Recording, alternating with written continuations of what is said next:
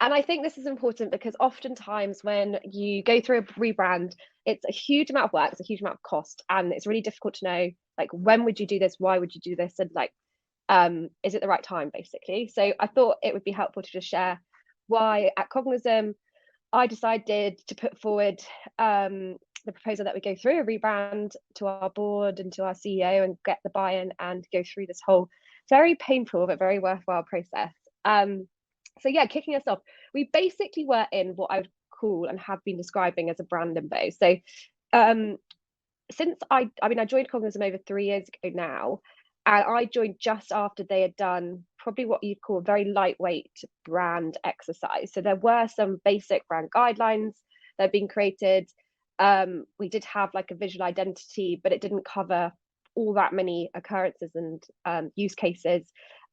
We had like a very minimal Squarespace website, which was pretty basic in terms of templates and layouts, etc. So it was like quite, I guess it was minimal, but it wasn't something that at that time was kind of top priority for me to think about and focus on. And more, it was just about how we get more stuff out in the world and live and execute against our strategy. So, but what I found as we've grown from being a team of 3 people at that stage and sort of under 3 million in revenue to where we were when I went through this process and put forward the plan to go through a rebrand, we were around 20 million, 20 people in the marketing team. And we had just, the scale had just massively increased. And every time we were trying to do something new, I mean, it could be on a daily occurrence or just try and do something that was like a day-to-day activity, we were having to reinvent the wheel, like literally on a daily basis. And we often weren't doing it very well. So what I've tried to show on here is like everything from product imagery that we were having on our website pages to like just creating a banner for a newsletter, which was a new initiative, or like the blog cards that we had. You could see there was like no consistency. Everything was pretty mix and match beyond really like typography and color. Like the rest was kind of open to interpretation. And it also wasn't really aligned to, there was no like deeper alignment to a bigger picture story, a position in the marketplace. It was just yeah, as I said before, we were using like very basic guidelines to try and do a lot of things, and we just didn't have the answers for them. And not only had marketing team grown, but the whole organization had grown. So we know up to, what are we now, like 400 plus people. So it was becoming a real issue, and it was just massively slowing us down as well. And so at that point, it was pretty clear to me that we had a problem and we needed to solve it. So what I did was I put together a whole presentation on why I felt like this was the right time for us to go through this process, and what I thought the business impact of it would be. And also a lot of that was working on trying to tie it back to revenue, our ability to hit our targets and goals, the momentum and speed we'd be able to achieve them with, and also ultimately our growth. So I guess that was the background into why at Cognism we decided to go through this process. And if you have any questions, then please do shoot them across, because it might be that you're thinking about this at the moment and you're not sure if it's something that's like right for you. But if you are, then what I would say in terms of things to think about before you actually go into the rebrand, and kind of lessons from my experience of the project, these are the things that I would definitely advise you to look at and to be thinking about. So first of all, like set a project owner. It's going to sit in marketing most likely. So for us, it was me, and then it was our product marketer, Vera, as well. So I think always better to have more than one, because you don't want it to fall just to one person. But also, I didn't want to distract my team from the day-to-day and the importance of doing everything they were doing in order to hit our current monthly targets and goals. So we did keep the team pretty tight and small. And then the really important one is to get board and executive buy-in, because I think rebrands have a really bad rep for being busy work. So you can kind of, I mean, I've heard it a lot before. People can say, oh, we're going through a rebrand, tons of projects get put on pause until the rebrand is launched. Nothing else gets out the door. Everything is paused. Growth is actually stalled, not accelerated.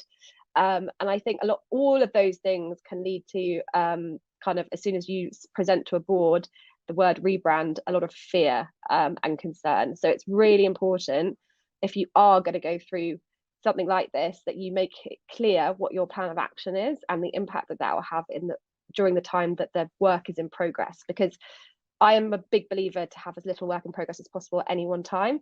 And this was the biggest amount of work we've ever had sitting in progress for the longest amount of time ever, because it was probably, in the end, it ended up being about 4 to 5 months that we did, we were working on something that we weren't able to show. So that would be a really big, important point from me. And then the thing that you also need to be super prepared with, and we had gone through this process before we went and chose our agency to work with, is you need to have your house in order. So you must have established a very clear position, very clear values, mission, a vision, and have your business objectives clear. And not just your business objectives for this year, but your business objectives ideally for the next 2 to 3 years as well. Because everything that you do with the rebrand should be tied to those. And we don't want to be going through this process again in like 2-3 years' time. So that is really important, that you have those things ready, agreed upon and clear. So we did a lot of workshops before we even went into the rebrand piece to establish what our values, positioning, mission, vision were. And then out of that, it actually became even more clear that we really needed to go through this rebrand process. So get your house in order as well, really important. And make sure it's all documented really well, so that when you do come to pick your agency and you do start going down the rebrand path, it's very easy for them to pick up and get immersed in. And yeah, just makes the rest of it that much easier. And the one I would say, number 4, is the most important. You need to have a clear objective for your rebrand project. When you're going out to market to talk to agencies, when you're talking to the board, when you're talking to the company and organization, people are going to ask you, what are you trying to achieve with this? And so set out a really clear objective for that. For us, mine was really clear. It was creating a scalable design system that so many typos in there, so sorry about that. Creating a scalable design system that is reflective of our positioning and values and enables us to accelerate at speed. And that was what I was going to tie back the success or not of this whole project to. And if anyone ever asked why, that was what it came back to. So I think it's really important to have that and set it out at the beginning as well. So, and then finally, obviously, well, I don't know if you're going to have the resource to do this in-house, but most likely you're going to want to use an agency or partner to help you. And that in itself can be quite a daunting task. So going to market, picking the right agency. I think the main thing that I would just suggest is make sure you fully document and evaluate a number of alternatives. And if nothing else, it will help solidify the one that you end up going with. We did a evaluation where I looked at sort of cheap, middling, and high in terms of costs, as well as ones that were recommended to me. And it's no surprise that the one I ended up going with was the one that was recommended to me, which is also the highest cost agency. They're Pentagram, they've been amazing. But ultimately, what we found in terms of bang for buck was that you do get what you pay for in this situation. So yeah, just make sure you do go through that thorough process. And obviously everyone's budgets are different, and it's not always possible to go with go with the more expensive option, but it comes back to tying to the objective and where you feel like you can still achieve those goals based on the budget that you have to pay with.